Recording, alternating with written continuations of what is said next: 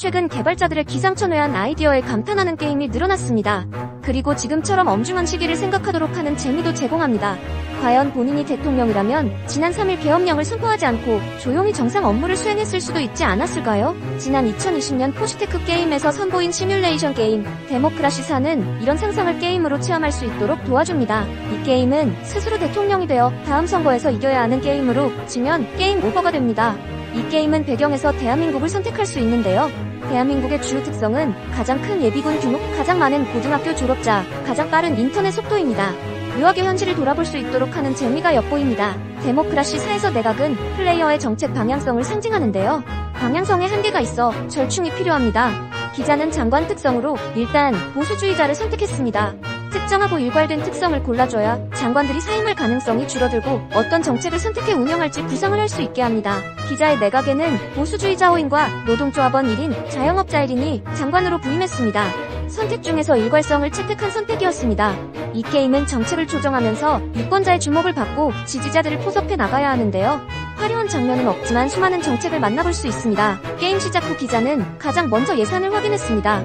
처음 시작 시 대한민국은 수입보다 지출이 많고 턴을 진행할 때마다 부채가 쌓입니다. 결국 파산이 일어나 플레이 페널티가 심한 비상 내각을 꾸리는 경우가 발생할 수 있습니다. 기자는 데모크라시 4에서 최고의 운영은 정책의 조정을 최대한 사소하게 조정하는 것이라 생각합니다. 게임 플레이가 심심해질 수밖에 없는데요. 그래서 첫 번째 턴에는 재정 적자를 개선하기 위해 노령층 등이 받는 국가연금을 축소하는 것부터 시작했습니다. 국가연금의 예산을 줄이면 국가연금 정책에 영향을 받는 유권자의 지지도가 변화합니다. 일례로 유권자 은퇴자나 빈곤층 지지도가 줄어드는 반면 자본주의자의 인기는 개선됩니다. 첫 번째 턴의 국가연금이라는 중요한 과제에서 예산을 감축한 기자의 정부는 다음 턴에서 15%의 지지도를 얻었습니다. 처음부터 15%인 만큼 차후 플레이 과정에서 이보다 높은 지지도는 나오기 어려운데요. 개혁을 기치로 내건 인기 없는 정부의 탄생입니다. 두 번째 턴에서도 계속 주요 지출을 감축해 나갔습니다. 국가연금과 군사 지출비도 줄였습니다. 군장비 지원에 타격이 발생하고 군대 규모가 감축됐습니다. 세 번째 턴에는 인기를 관리하겠다는 생각에 유권자 관심이 많은 정책에 예산을 늘렸습니다. 지출과 수입을 동시에 만족하려는 전략을 취해보았지만 이런 정책들은 특정한 유권자들만이 관심을 가지거나 중요도가 낮아 대다수 지지자들을 확보하기 어렵습니다. 데모크라시 4는 턴마다 얻을 수 있는 핵심 자원인 정치 자본의 숫자가 한정돼 있습니다. 장관 변경이나 내각 총사퇴, 새 정책 도입은 물론 예산 조정에서도 정치 자본을 활용합니다.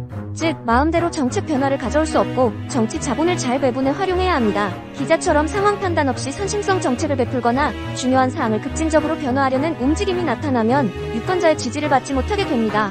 정부 지지율은 당연히 아래로 떨어집니다.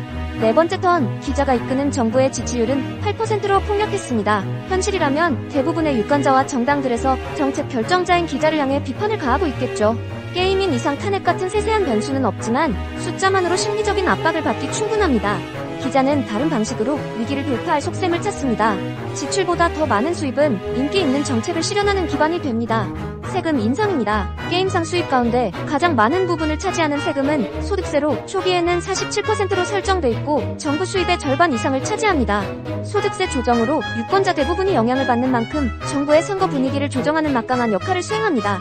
당연히 조정에는 값 비싼 정치 자본이 투입됩니다. 고용주에게 부과되는 세금인 급여세도 과감하게 늘렸습니다. 14.2조 원의 적자가 다섯 번째 턴에서 2.4조 원 적자로 대폭 감소했습니다. 지출은 엇비슷한데 세금 인상으로 수입이 늘어난 결과입니다. 도로 사용을 확충하도록 지시하고 다음 턴을 넘기려 했습니다. 여기서 실수를 하나 했습니다.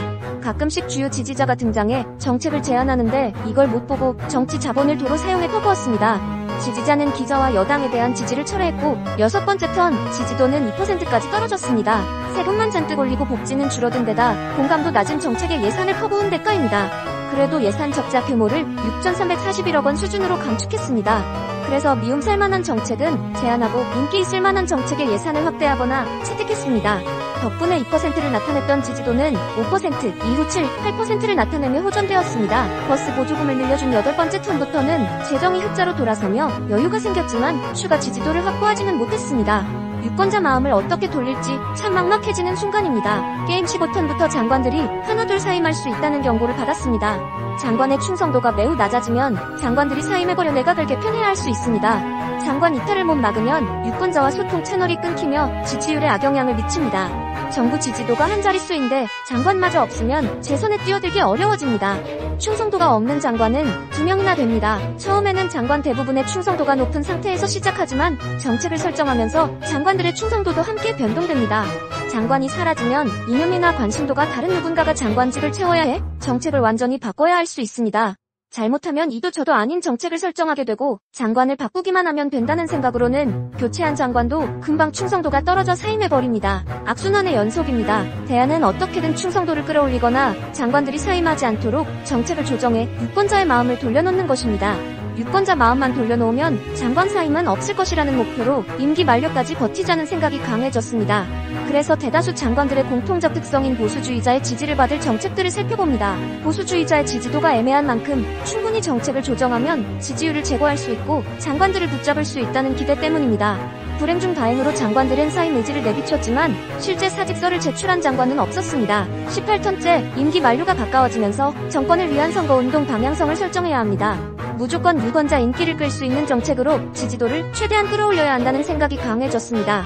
19턴부터는 선거운동 초점을 선택할 수 있고 유권자에게 직접 연설을 하거나 홍보를 할 기회도 없습니다. 기자를 보다 강력한 리더로 잘 포장을 해야겠다고 판단했습니다. 기자를 강력한 리더로 포장하는 작업을 시작합니다.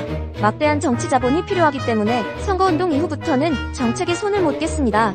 차기 정권 재창출에 성공하면 국내 총생산을 25% 늘려주고 소득세를 삭감하겠다는 공약을 제시합니다. 현재 정부에서 올려놓은 소득세를 재집권하면 내리겠다니 현실 같으면 누구도 신뢰하지 않을 것입니다. 하지만 중요한 건 다음 선거를 이기는 것입니다. 마지막 결정을 내릴 수 있는 20턴의 정부 지지도는 18%를 나타냈습니다. 그 와중에도 장관 한 명이 계속 사임하겠다는 압박을 가했습니다. 참 마음이 아픈 대목입니다. 데모크라시사는 임기 마지막 선거를 그래프로 실감나게 보여줍니다. 투표함에 표를 넣는 듯한 모습으로 얼마나 표를 얻었는지를 쉽게 보여줍니다. 투표 중 아래에 나오는 자막에 최근 많이 본 선거 시스템 조작 내용도 보입니다. 읽다 보면 쓴 웃음이 나옵니다. 결과는 낙선입니다.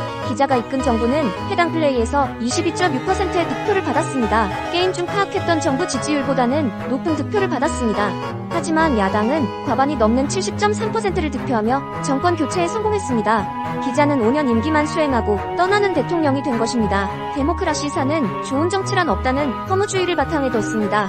현실을 보면 누구에게나 열광적인 지지를 받는 정치인은 극히 드뭅니다. 데모크라시사에서는 일괄적인 지지만 올라가는 정책은 없다는 점을 나타냅니다. 만약 지지도가 올라가는 정책이라고 하면 적자가 심화되거나 사회현상에서 역효과가 나타날 수 있습니다. 이 경우 중장기적 대책을 구상해도 해소하기 어렵습니다. 그나마 게임이어서 구현이 적다는 점이 있지만 관리하고 예측할 부분이 많은 게임입니다. 대통령과 같은 정책 결정자의 삶이 많이 바쁜 것은 당연한 이치입니다. 타협하고 실현의 생각에만 머물던 정책을 보다 좋은 방향으로 개선해 나가는 정치인이 많이 있다면 그 자체로 훨씬 나은 정치를 펼치는 방법 중 하나가 될 수 있다는 생각입니다. 그런 측면에서 데모크라시사는 지난 3일 선포됐던 비상계엄령을 두고 정책 결정자인 대통령의 발목을 붙잡는 최악의 외통수라고 강조합니다. 만약 계엄령이 정말 질서 안정과 같은 긍정적 효과를 가져온다 가정해도 결정으로 인한 사회현상은 심각한 악영향을 받을 수밖에 없기 때문입니다. 게임 속 기자의 정부는 낮은 지지도 속에서 어떤 정책을 펼쳐도 유권자의 냉대를 받아야 했습니다. 결국 선심성으로 내놓은 정책을 강화하거나 정책 결정자에 대한 이미지 강화로 유권자의 마음을 돌릴 수는 없었습니다. 데모크라시사는 좋은 정치 이전에 먼저 신뢰를 쌓는 게 가장 중요하다는 교훈을 일러줬습니다. 지난 3일 계엄을 향해 4년 전 나온 게임이 의미심장한 경고를 던진 셈입니다. 유용하게 보셨다면 구독, 알림 설정 부탁드려요.